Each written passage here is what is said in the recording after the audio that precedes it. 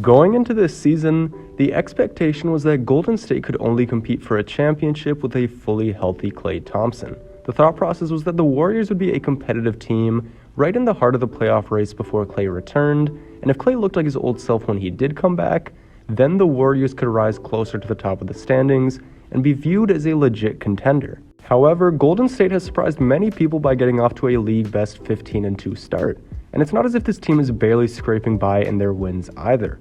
Through their first 17 games, the Warriors have an average point differential of 13.1, winning 11 of their games by double digits. In today's video, I will be shedding some light on this incredible start by the Warriors and explaining why they are a legit championship contender. Murray inside, incredible! LeBron James with no regard for human life. They do have a timeout. Decide not to use it. Curry, way downtown. Bang!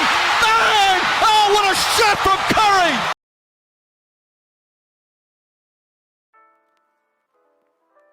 The biggest reason for Golden State's early success is their improved offense. Last season, the Warriors ranked 20th in offensive rating, which pales in comparison to their second-ranked offense through the first 17 games of this season.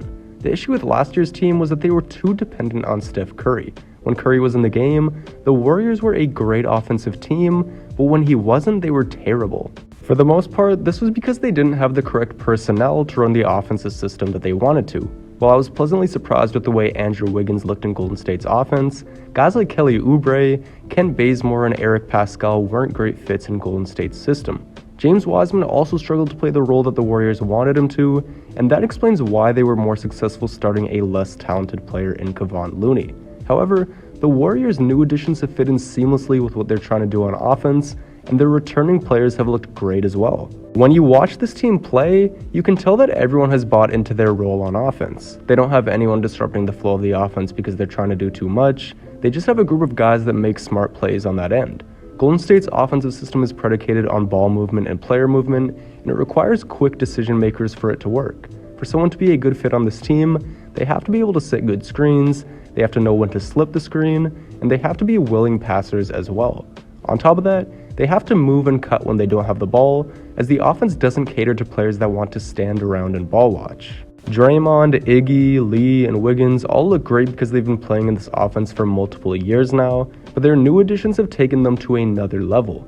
Bjelica, Porter, and Gary Payton have played their roles perfectly, and it's allowed for this offense to look as fluid as it's supposed to. However, there's an even bigger reason why their offense has been as good as it has. As I mentioned, the supporting cast have played their roles perfectly, and we all know how great Steph has been, but the development of Jordan Poole has taken this team to another level.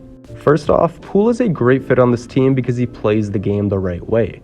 Not only is Poole a knockdown shooter that spaces the floor for his teammates, he's also a great cutter too. This makes him so hard to guard because if you play him too tight, he'll find a way to get behind you for an easy layup, but if you sag off, he'll calmly knock down a catch-and-shoot three.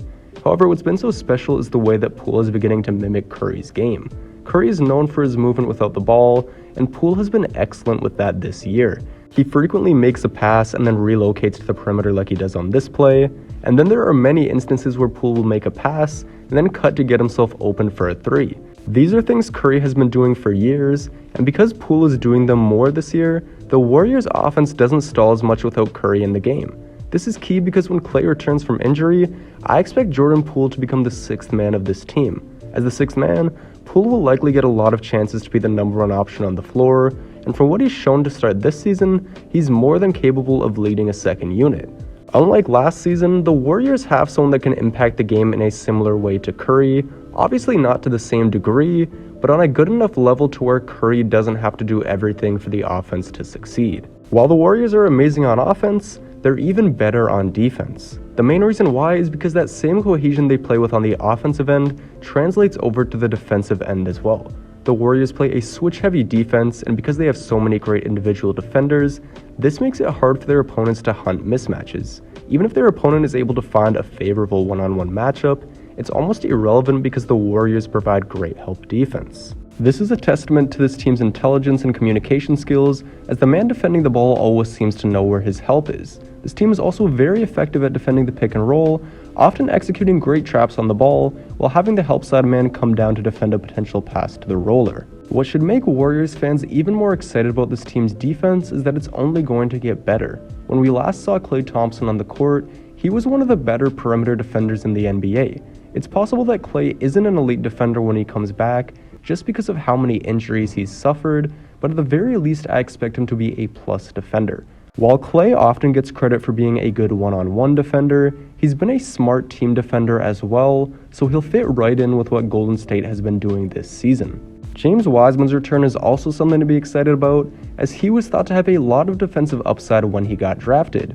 Wiseman did struggle defensively during his rookie season, so I don't think the expectations should be too high for him on that end, but there's also a chance that he's learned a lot by watching from the sidelines this year and takes a big leap in his second season as a result. Worst case scenario, the Warriors have two guys in Draymond and Looney that can soak up most of the minutes at the 5 in case Wiseman still struggles on defense. The last thing to take note of is that the Warriors have some added motivation to win it all this year.